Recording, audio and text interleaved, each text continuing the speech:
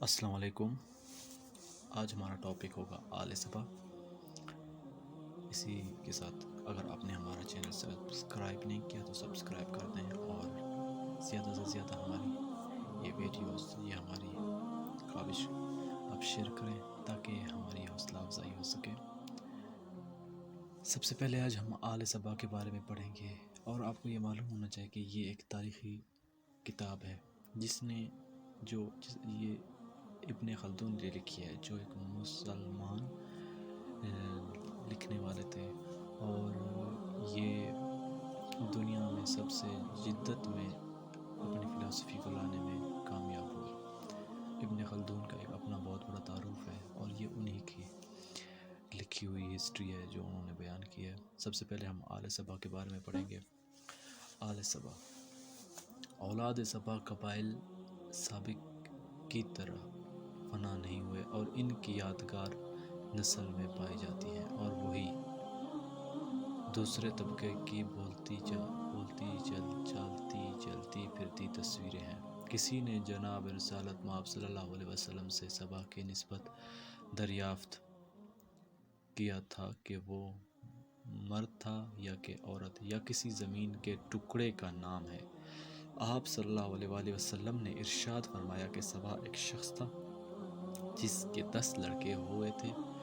منجملہ ان کے 6 یعنی مز، حج، کنندہ، ازد، اشر، انمار، امیر یمن میں سکونت پذیر ہوئے رہے، اور 4 یعنی لخم، جذام، عاملہ، خاصان شام میں مقیم ہوئے۔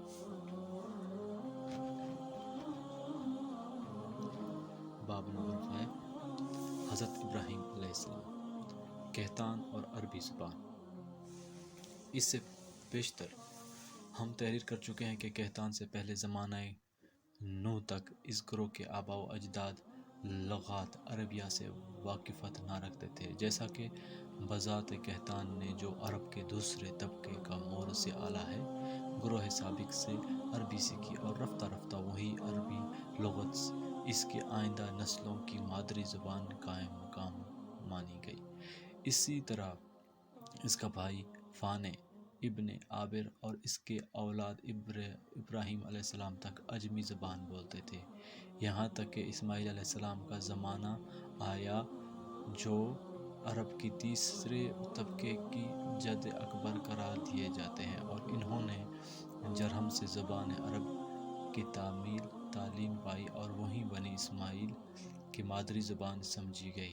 اقتضائے مقام اور مناسبت کلام کے خیال سے عرب کے اس تیسرے طبقے کا بھی نسب اسی مقام پر بیان کیے دیتے ہیں تاکہ گروہ سابق اور لاحق میں ایک انتظامی سلسلہ قائم ہو جائے اور انساب عالم کا پورا احاطہ ہو جائے۔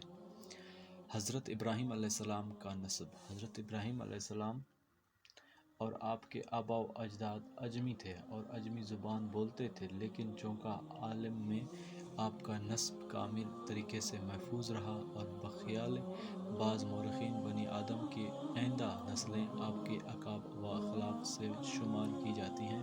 اس کے علاوہ آپ کے اسلاف عرب کے اس طبقے کے معاصر بھی تھے، اس لیے مناسب معلوم ہوتا ہے کہ جناب ابراہیم علیہ السلام کا نسب اور ان کی اولاد کے حالات کتاب کی شرط ملحوظ رکھتے ہوئے تحریر کیے جائیں۔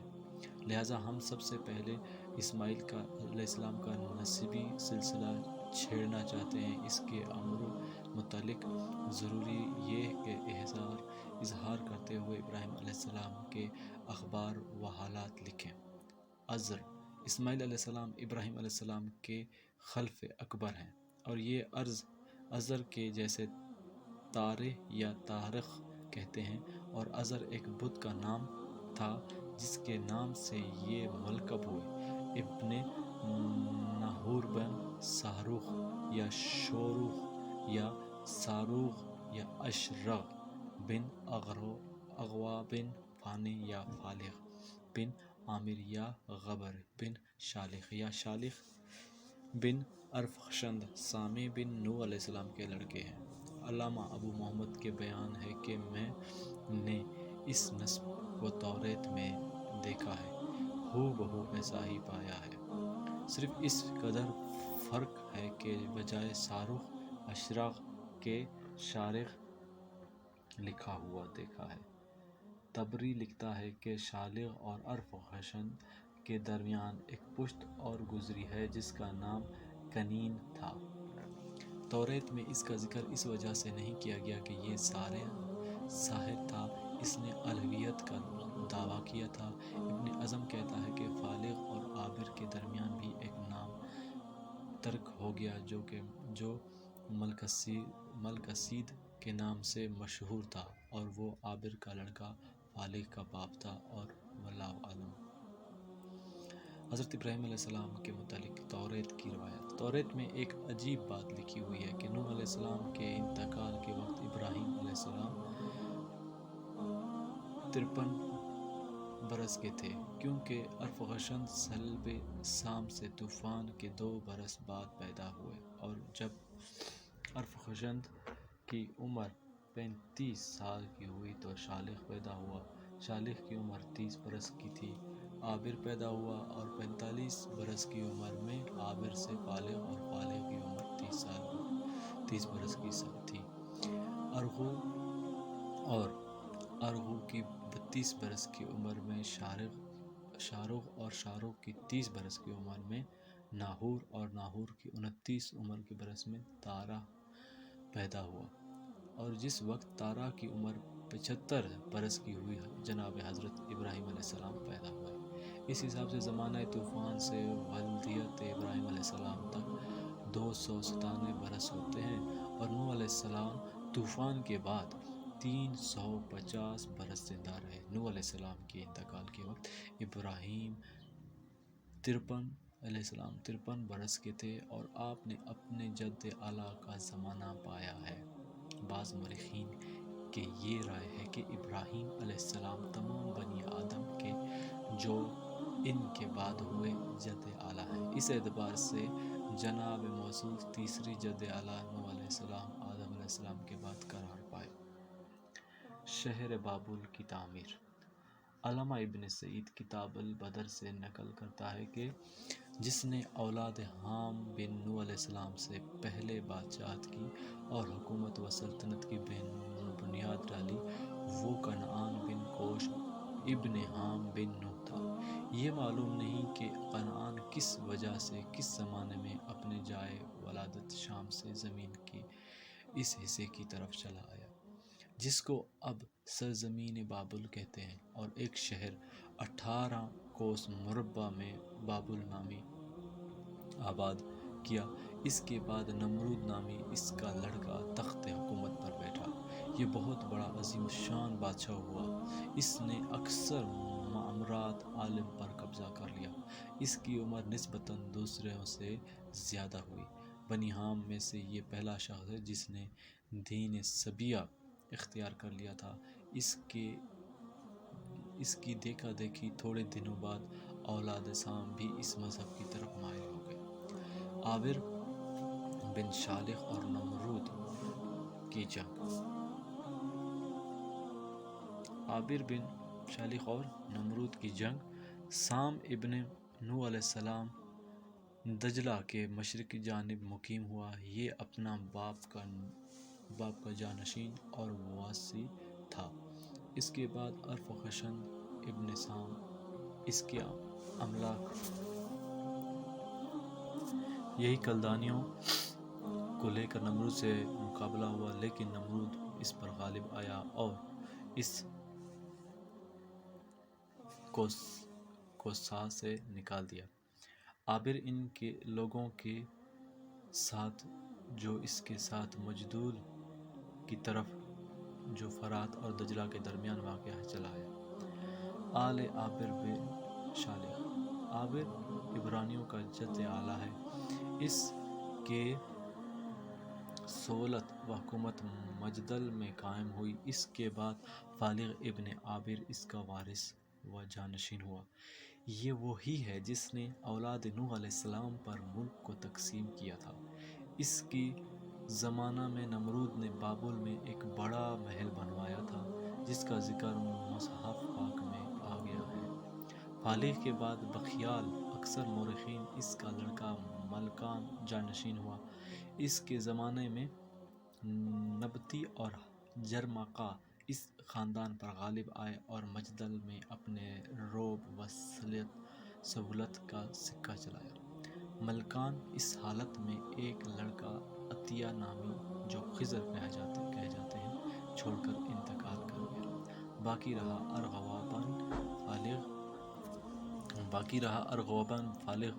وہ اس واقعے کے بعد کلو ازا کے طرف چلا آیا اور یہیں اس نے اپنے سچے دین کو خیر بات کہہ کر دین نبت یعنی سبیہ مذہب اختیار کیا اور ان میں اپنا نکاح کر لیا۔ اس کی نبطی بیوی سے اس کا لڑکا شارخ اور شارخ سے ناہور اور ناہور سے تارح پیدا ہوا۔ تارح ابن ناہور ہی کو ازر کہتے تھے۔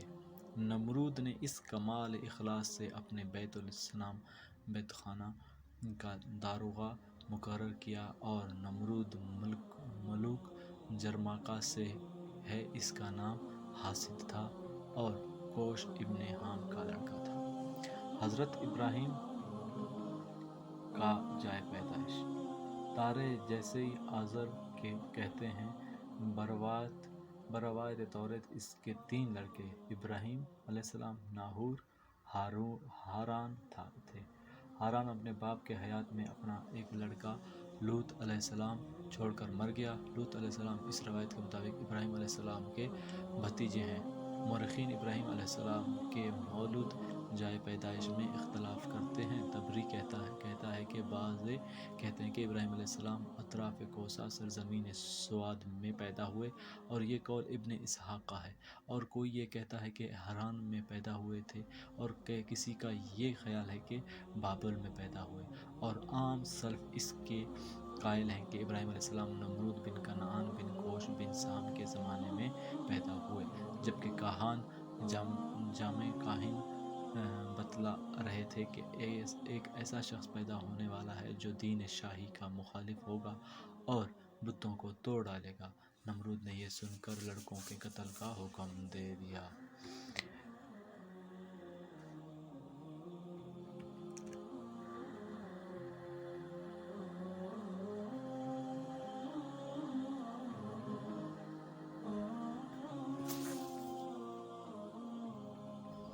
حضرت ابراہیم علیہ السلام کی پیدائش۔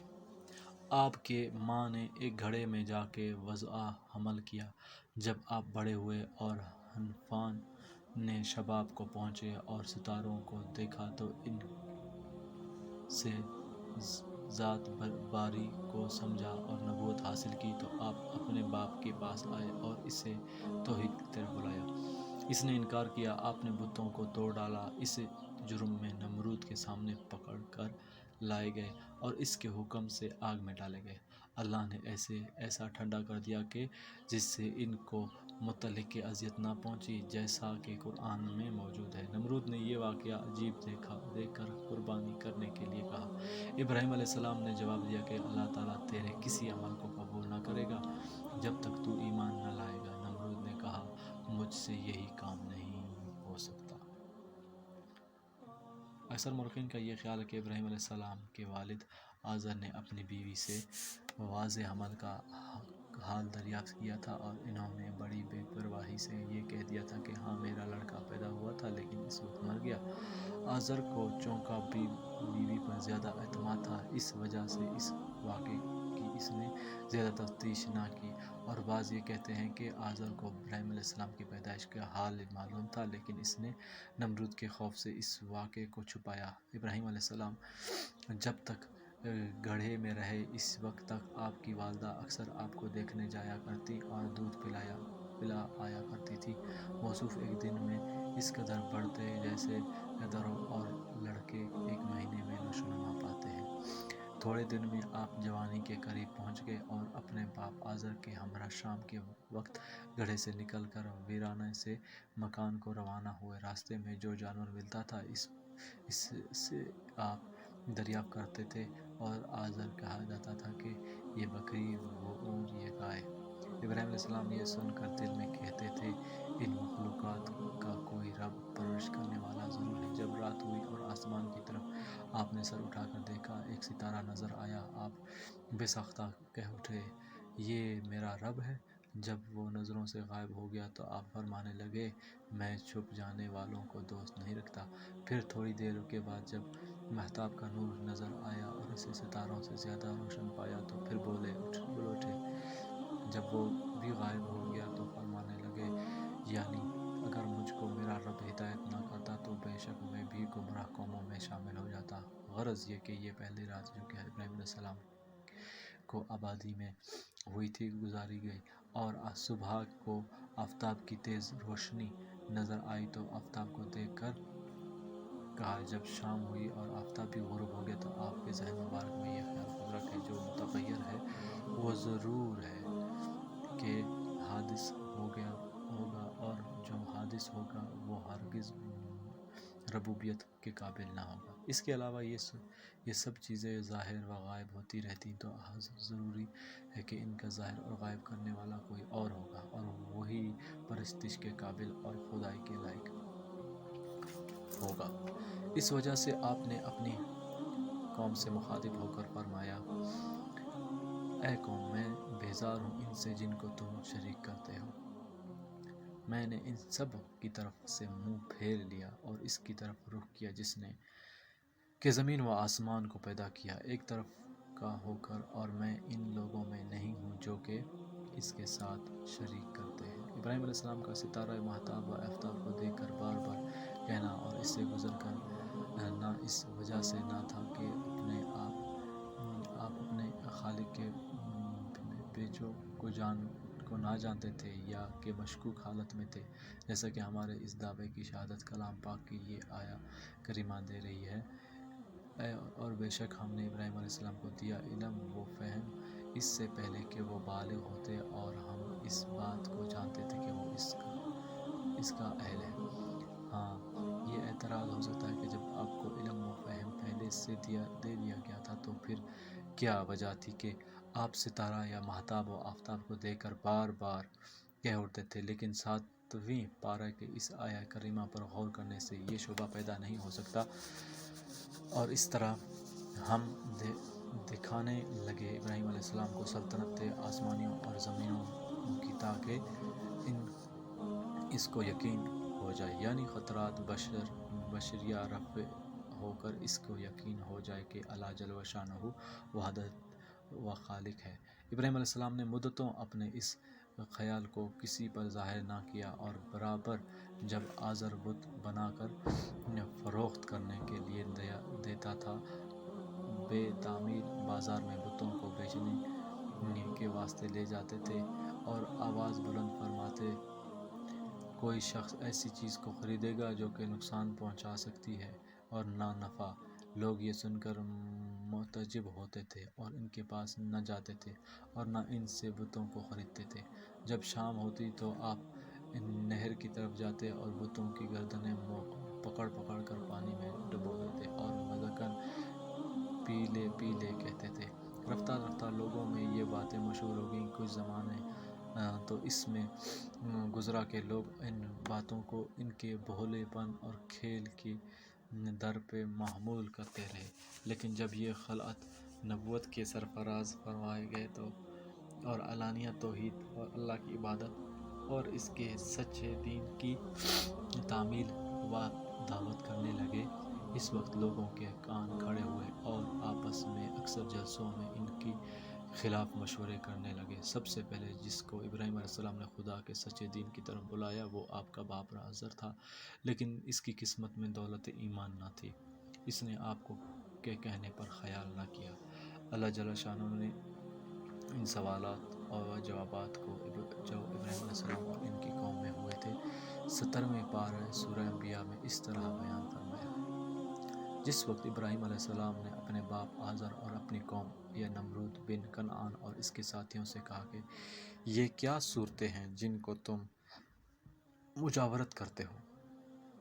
ان لوگوں سے ابراہیم صلی اللہ علیہ السلام کا وہ اعتراض تو اٹھ نہ سکا۔ بوکھلا کر کہنے لگے کہ ہم نے اپنے باپ داداؤں کو انہی کو پوجتے پایا، اس وجہ سے ہم بھی تقلید ان کو پوجتے تھے۔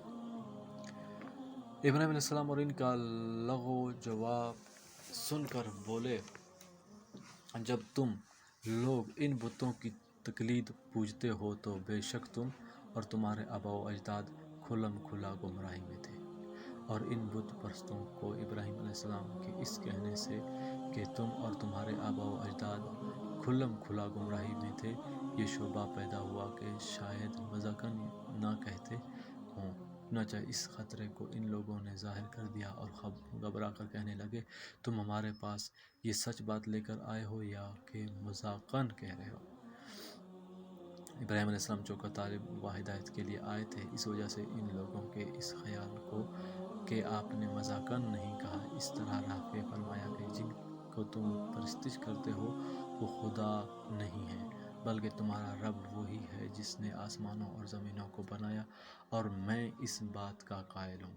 اس تقریر کے بعد ظاہراً وہ لوگ خاموش تو ضرور ہو گئے، لیکن ادھر ان لوگوں کو یہ فکر ہوئی کہ ابراہیم علیہ السلام کو اپنے خداؤں بتوں کی عظمت دکھلانی چاہیے تاکہ اس کے خیالات اور خطرات رافع ہو جائیں، اور ادھر ابراہیم علیہ السلام کو یہ خیال پیدا ہو رہا تھا کہ ان بتوں کی بے کسی اور بے بسی ان اندھوں پر ثابت کر دینی چاہیے تاکہ یہ خدا کو بھولے ہوئے گمراہ اپنے بیہودہ خیالات سے باز آ جائیں۔ چنانچہ جب ان لوگوں کی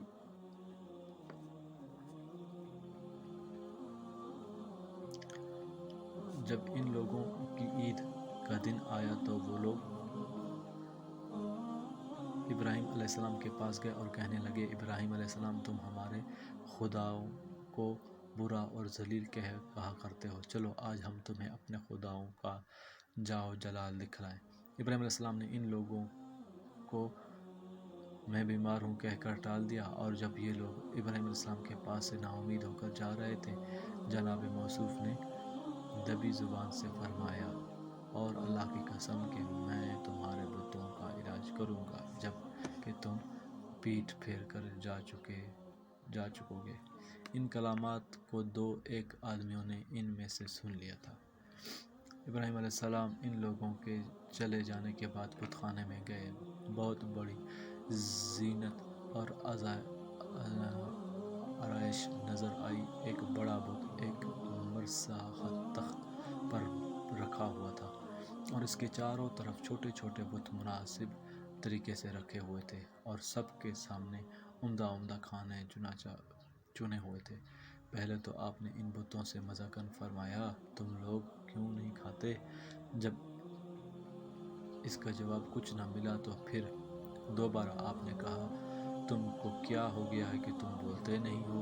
جب اس کا بھی کچھ جواب نہ بن آیا تو پھر ان بتوں کو توڑنے میں مصروف ہوئے، جیسا کہ آیہ کریمہ میں۔ پھر متوجہ ہوئے ان پر مارتا دھانے ہاتھ سے۔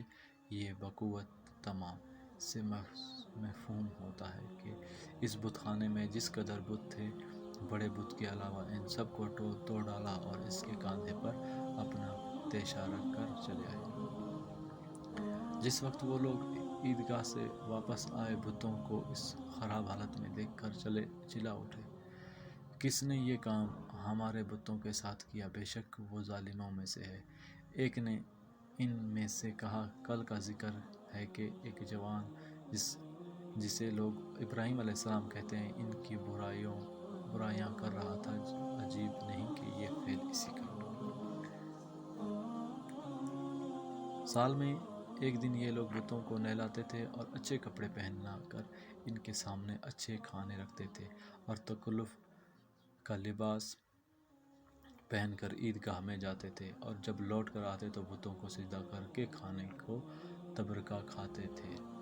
لوگوں نے اس واقعے سے نمرود کو مطلع کیا۔ اس نے ابراہیم علیہ السلام کو بغیر کسی حجت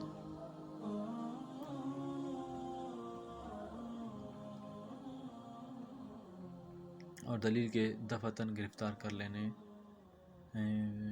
لینا معیوب سمجھا۔ کر کہا، اچھا اسے ہمارے سامنے لاؤ، شاید کچھ آدمی اس کی شہادت دے سکے۔ یہ سنتے ہی سب لوگ ابراہیم علیہ السلام کے پاس گئے اور انہیں نمرود کے دربار میں گرفتار کر لائے۔ نمرود نے دریافت کیا، اے ابراہیم، کیا تو نے ہمارے خداؤں کے ساتھ یہ کام کیا ہے؟ ابراہیم علیہ السلام نے اس کا جواب میں صریحاً انکار نہ کیا بلکہ اشارہ فرماتے، بلکہ کیا ہے یہ کام ان کے اس بڑے نے، سو ان سے پوچھ لو اگر وہ بولتے ہیں۔ ابراہیم علیہ السلام کے اس خیال کے ظاہر کرنے سے بعض لوگوں کے چہروں پر فکر و تشویش کے آثار کس قدر نمایاں ہو گئے اور ایک دوسرے سے کہنے لگے، بے شک تم ہی بے انصافی والوں میں سے ہو۔ پھر چند لمحے بعد چونکہ شیطان نے ان کی عقل کی آنکھوں پر ناحق شناسی کے پردے ڈال دیے تھے، ابراہیم علیہ السلام سے مخاطب ہو کر کہا، بے شک تجھ کو معلوم ہے کہ یہ بولتے نہیں، اسی وجہ سے ان بتوں سے دریافت کرنے کو کہتے ہو۔ دیکھو ابراہیم علیہ السلام، سچ سچ بولو، بتلاؤ کہ یہ کس کا کام تھا۔ ابراہیم علیہ السلام ان لوگوں کی یہ جہالت آمیز تقریر سن کر بولے، کیا پھر تم سوائے اللہ کے کسی اور ایسے کو پوجتے ہو جو کہ تم کو نہ نفع پہنچا سکے اور نہ نقصان؟ تف ہے تم پر اور اس پر جس کی عبادت تم کرتے ہو سوائے اللہ کے، کیا تم نہیں سمجھ سکتے؟ پھر نمرود ابراہیم علیہ السلام سے مخاطب کر کے بولا، کیا تم نے اپنے اس رب کو دیکھا ہے جس کی عبادت کرتے ہو؟ وہ رب تمہارے کون ہے جس کی طرف تم لوگوں کو بلاتے ہو؟ ابراہیم علیہ السلام، میرا وہ رب ہے جو کہ زندہ کرتا ہے اور مارتا ہے۔ نمرود، یہ کام تو میں بھی کر سکتا ہوں۔ ابراہیم علیہ السلام یہ سن کر خاموش ہو گیا اور نمرود نے ان دو شخصوں کو طلب کیا جو واجب القتل ہو چکے تھے۔ ان دونوں میں سے ایک کے قتل کا حکم دیا اور دوسرے کا خطا معاف کر کے ابراہیم علیہ السلام سے متوجہ ہو کر بولا، ابراہیم علیہ السلام، تم نے دیکھا کہ میں نے کیسے ایک کو مارا اور ایک کو زندہ کیا، اس اعتبار سے میں بھی مارنے اور زندہ کرنے والا ہوں۔ تمہارے رب میں مجھ سے زائد کوئی صفت نہیں ہے، وہ بات بتلاؤ جو تمہارے رب میں ہو اور مجھ میں نہ ہو۔ ابراہیم علیہ السلام نے کہا، بے شک اللہ تعالیٰ آفتاب کو مشرق سے طلوع کرتا ہے، بس تو مغرب سے اس کو نکال۔ نمرود سے اس سوال کا جواب کچھ بن نہ آیا، اپنا سام منہ لے کر خاموش ہو گیا اور ابراہیم علیہ السلام نمرود کے دربار سے اٹھ کر چلے آئے۔ تب ان لوگوں میں مشورہ ہونے لگا، بعضوں نے قتل کرنے کا لیے کہا اور کسی نے شیر بدر کرنے کی طرف اشارہ کیا اور اکثر لوگ اس رائے سے متفق ہوئے کہ جناب موصوف کو جلا دیا جائے۔ چنانچہ نمرود نے بھی اس رائے سے اتفاق ظاہر کیا اور لکڑیاں جمع کیے جانے کا حکم صادر کیا۔ ہمارے خیال ناقص میں نمرود کی سلطنت میں شاید ایسا کوئی شخص نہ تھا جس نے اس حکم کی تعمیل نہ کی ہو۔ اس وجہ سے نہایت قلیل مدت میں بے انتہا لکڑیاں جمع ہو گئیں اور آگ مشتعل کی گئی۔ جس وقت ابراہیم علیہ السلام منجنیق میں رکھ کر اس آگ میں پھینکے گئے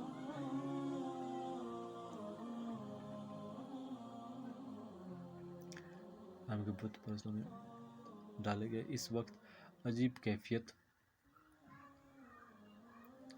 تھی، سوائے ثقلین یعنی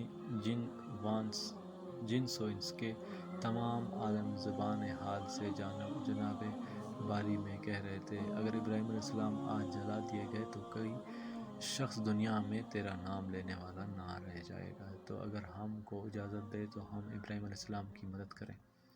جناب باری سے حکم ہوا، اگر وہ تم میں سے کسی سے مدد چاہے تو اجازت ہے کہ اس کی مدد کرو، اور اگر اس نے میرے سوا کسی دوسرے کو نہ بلایا تو ہم اس کی مدد کو موجود ہی ہیں۔ اس اجازت کے بعد بعض نے ابراہیم علیہ السلام سے کہا، کیا تم کو کچھ ضرورت ہے؟ لیکن ابراہیم علیہ السلام نے صاف ہی جواب دیا، ہاں مگر تجھ سے نہیں۔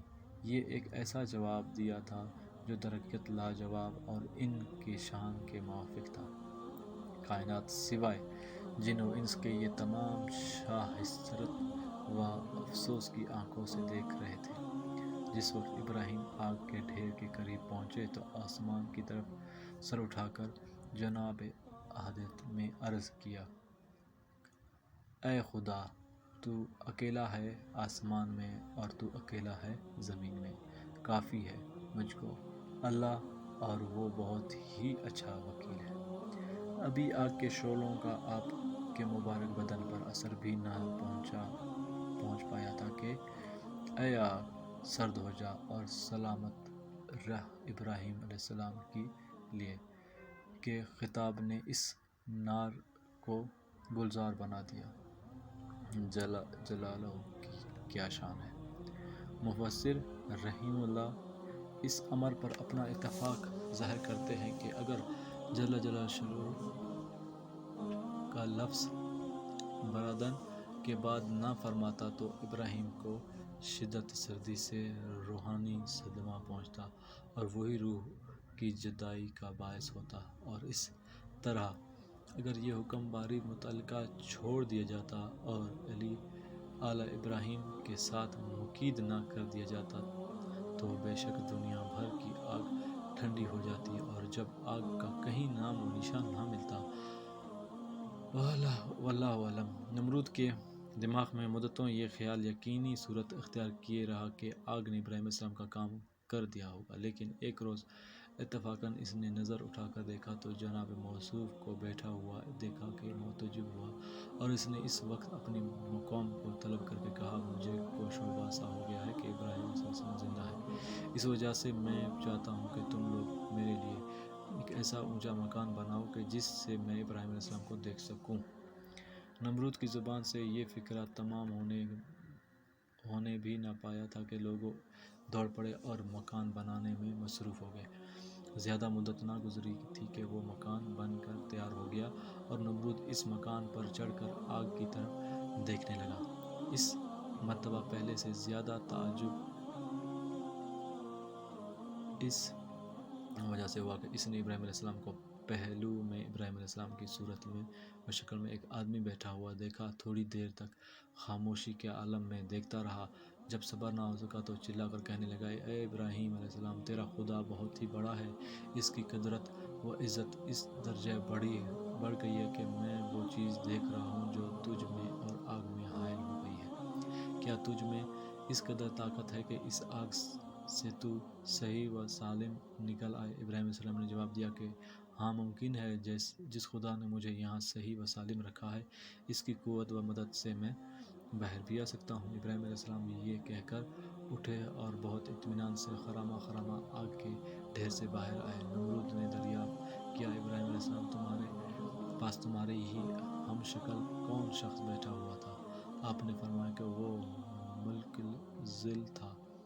الظل تھا، جل شانہ نے اسے میرے پاس اس غرض سے بھیجا تھا کہ وہ مجھ سے باتیں کرے تاکہ تنہائی کی تکلیف مجھے نہ پہنچے۔ حضرت ابراہیم علیہ السلام کی ہجرت۔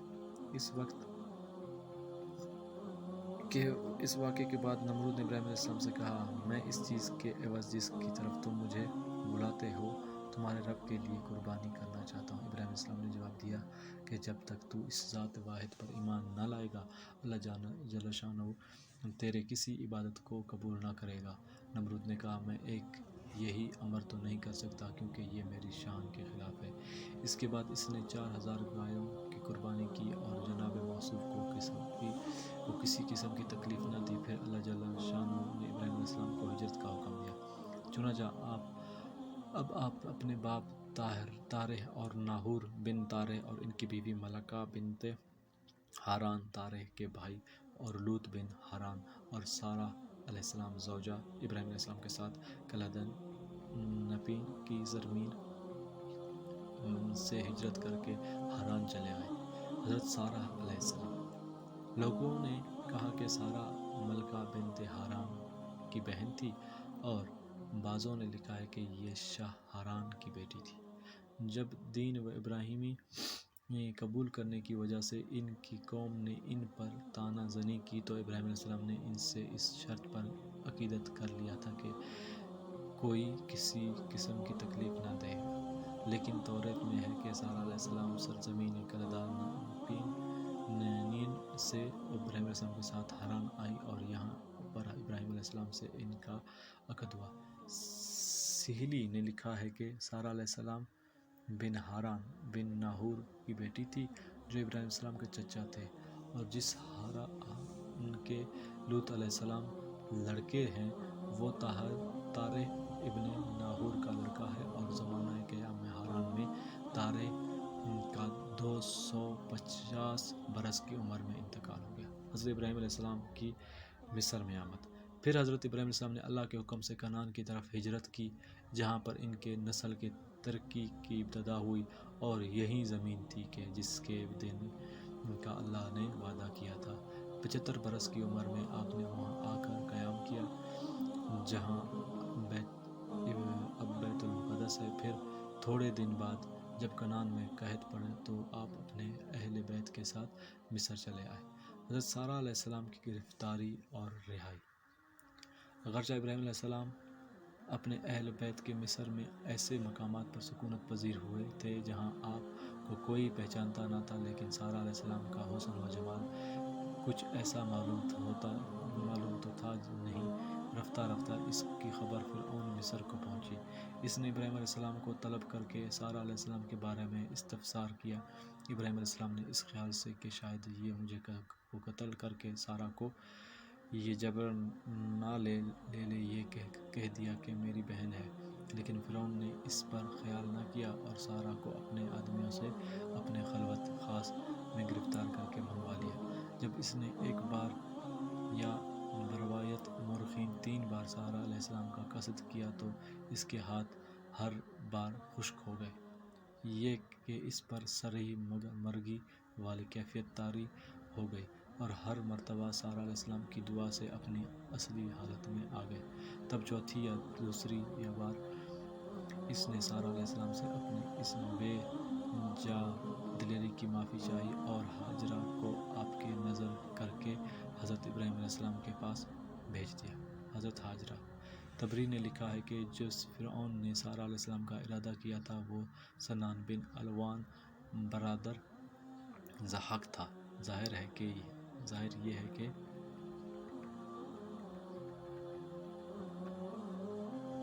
سنان ملوک قبط سے ہے۔ اس واقعے کے بعد ابراہیم علیہ السلام اپنے اہل بیت کے ساتھ شام میں کنعان کی طرف چلے گئے۔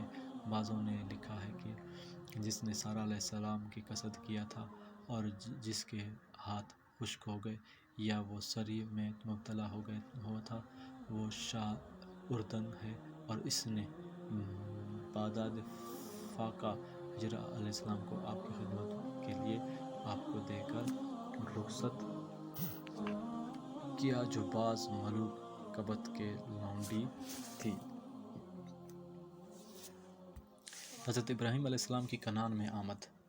پھر ابراہیم علیہ السلام مصر سے نکل کر اپنے مطلقین کے ساتھ کنعان کی طرف روانہ ہوئے اور مقام حرون میں، جس کا اب مقام خلیل کہتے ہیں، پہنچ کر قیام کیا۔ یہ وہی مقام ہے جس کو صاحبہ ہیکل، مشتری اور زہرہ کہتے تھے اور متبرک سمجھ کر اعود وغیرہ جلاتے تھے۔ عبرانیوں نے اس کا نام ایلیہ، اللہ کا گھر، رکھا تھا۔ حضرت لوط علیہ السلام کی علیحدگی۔ لوط علیہ السلام یہاں تک تو ابراہیم علیہ السلام کے ساتھ رہے، لیکن اب یہ مویشیوں کی کثرت اور سبزہ زاروں کی قلت کی وجہ سے ابراہیم علیہ السلام سے علیحدہ ہو کر فلسطین کی طرف جانے والے ہیں۔ اگرچہ ہمارے مورخ نے ان کی سرگزشت اسی مقام پر تحریر کی ہے، لیکن ہم ان کا حال مستقل طور پر سے آئندہ لکھیں گے۔ اس موقع پر اس دلچسپی کو جو کہ ابو الانبیاء ابراہیم علیہ السلام کے حال سے پیدا ہو رہی ہے، ہاتھ سے نہیں دینا چاہتے۔